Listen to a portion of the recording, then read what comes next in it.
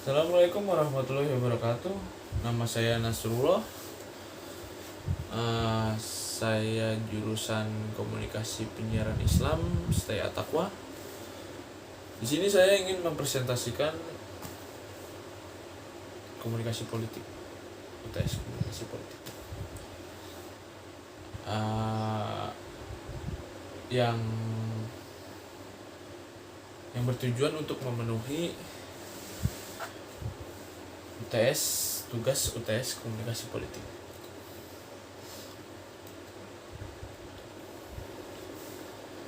Yang pertama, pengertian komunikasi politik. Secara sederhananya gini, komunikasi politik dapat dimaknai sebagai proses komunikasi yang memuat pesan-pesan politik.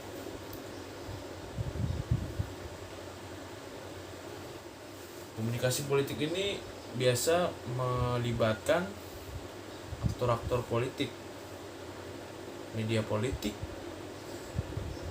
dan yang berkaitan dengan tujuan politik,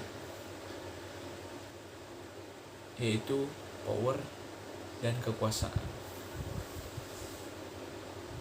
Banyak sekali definisi tentang komunikasi politik. Salah satunya komunikasi politik ini sebagai komunikasi antara pemerintah dan yang diperintah. Bentuk kecil dalam proses komunikasi politik ini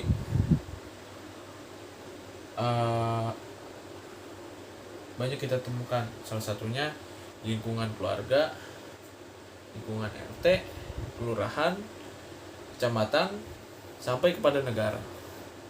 Itu lingkup-lingkup komunikasi politik. Ilustrasinya seperti ini. Kita lihat. Selanjutnya, komunikator politik. Secara sederhananya dapat dijelaskan komunikasi yang melibatkan pesan-pesan politik dan aktor-aktor politik, atau komunikasi yang berkaitan dengan kekuasaan dan pemerintahan. Kekuasaan, pemerintahan, dan kebijakan pemerintah. Gitu-gitulah.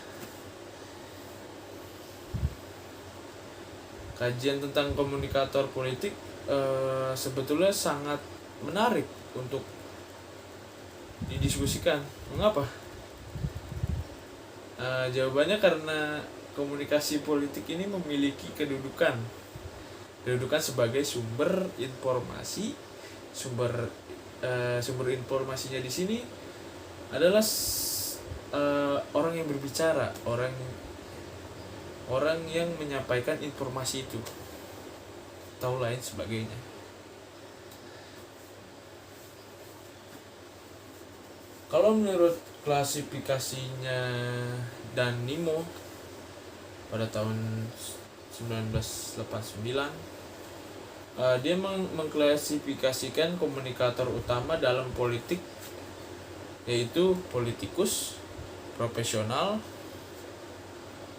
dan aktivis. Itu klasifikasinya menurut Dan Nimo. Yang pertama, politikus. Politikus itu orang yang bercita-cita untuk atau memegang jabatan pemerintah. Tidak peduli itu dipilih, ditunjuk, atau penjabat karir. Politikus ini tidak mementingkan dia menjabat sebagai apa, eksekutif kah, legislatif kah, yudikatif kah. Yang kedua, ada profesional. Profesional ini adalah orang-orang yang mencari nafkah dengan berkomunikasi, karena keahliannya berkomunikasi. Komunikator profesional adalah peranan sosial yang relatif baru, suatu hasil sampingan dari peranan sosial dari revolusi komunikasi yang sedikitnya mempunyai dua dimensi utama, yaitu munculnya media massa dan perkembangan serta merta media khusus seperti majalah untuk halayak khusus, stasiun radio dan sebagainya.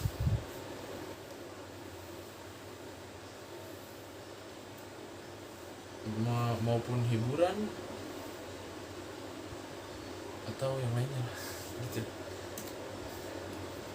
Selanjutnya masih klasifikasinya Danimo.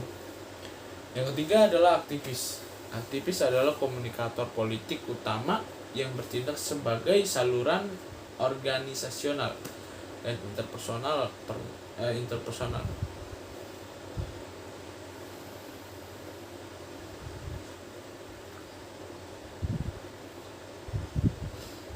Dalam hal ini komunikator tersebut tidak seperti politikus yang membuat politik menjadi lapangan kerja. Biasanya sih orang-orang aktivis ini seperti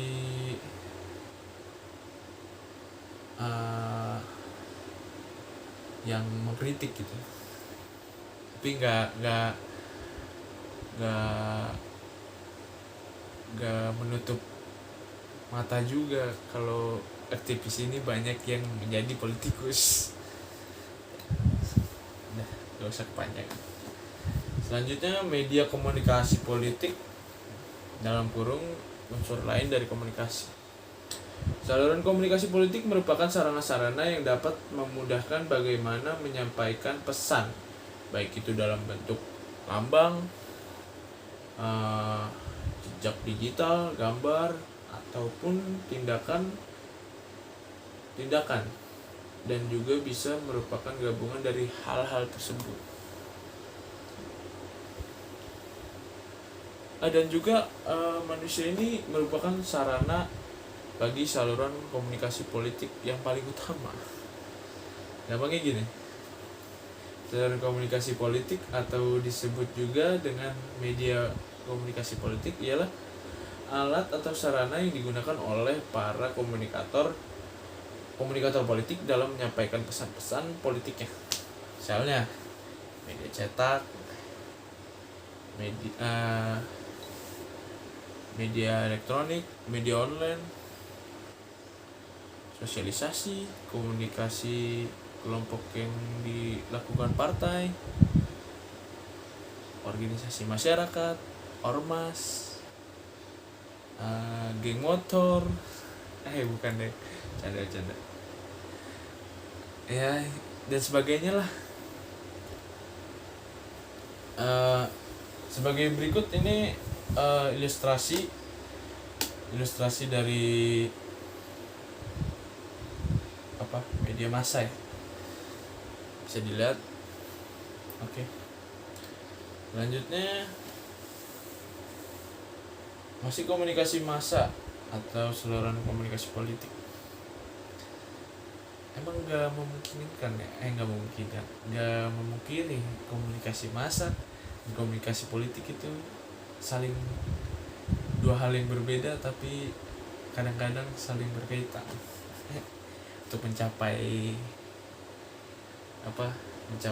tujuannya, mencapai politik. Yang pertama, komunikasi massa. Komunikasi massa termasuk kegiatan media massa dalam melakukan beberapa hal, membantu menyusun agenda pokok masalah untuk perdebatan publik, menetapkan konteks untuk penilaian penilaian rakyat tentang kejadian, mengubah kejadian menjadi peristiwa, mempengaruhi rakyat tentang bagaimana akhirnya peristiwa itu, dan berbagai cara melukiskan citra tentang pemimpin politik. Itu salah satu fungsi komunikasi politik ya. Komunikasi massa dalam komunikasi politik untuk propaganda biasanya. Yang aslinya pemerintahannya cakadul. Berkat komunikasi massa, berita itu jadi bagus. Subhanallah. Yang kedua, komunikasi interpersonal. Ada dua saluran komunikasi, ada dua saluran utama komunikasi interpersonal.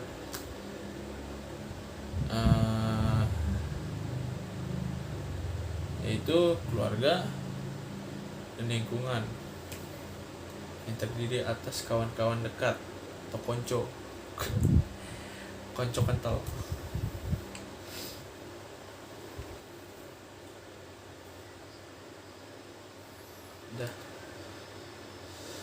Selanjutnya komunikasi organisasi. Organisasi terpenting yang dimaksud mempengaruhi belajar politik sejak dini ialah sekolah. Sekolah. Setelah menyelesaikan pendidikan sekolahnya, orang boleh menjadi anggota partai politik, organisasi apapun, partai politik manapun, dan kelompok kewarganegaraan manapun, atau bisa disebut ormas manapun.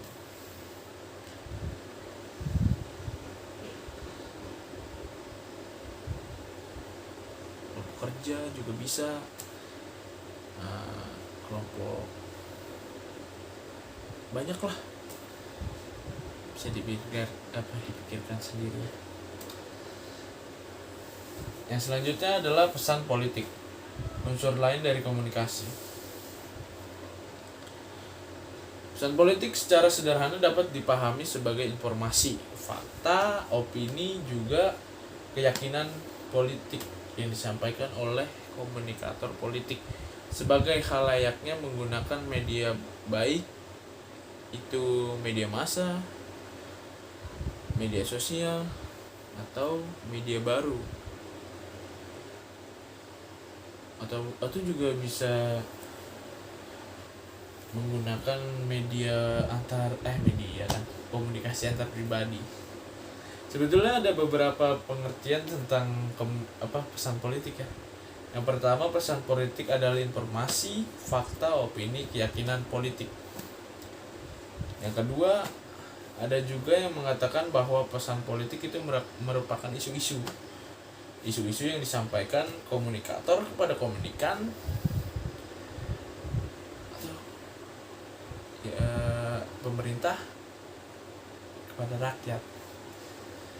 Jadi intinya pesan politik ini merupakan informasi-informasi atau isu-isu yang disampaikan oleh komunikator atau pemerintah melalui media kepada komunikan. Medianya itu yang sebagai pesan. Selanjutnya adalah halayak dan efek. Halayak dapat diterangkan sebagai orang-orang atau pihak yang menjadi tujuan disampaikannya pesan. Halayak itu bisa disebut hewan buruan kalau di dalam proses berburu.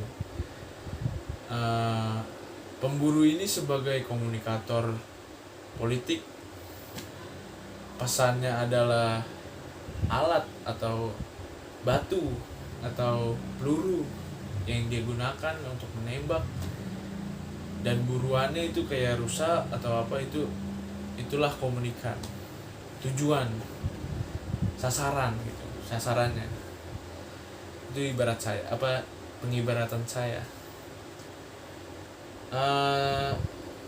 Terus juga ada efek komunikasi secara sederhana dapat dijelaskan sebagai dampak dari beragam bentuk pesan komunikasi yang diinformasikan dalam interaksi komunikasi terhadap target audiens yang menjadi sasaran exposure media dan saluran lainnya. Oke. Mungkin segitu saja. Kurangannya mohon maaf. Terima kasih. Assalamualaikum warahmatullahi wabarakatuh.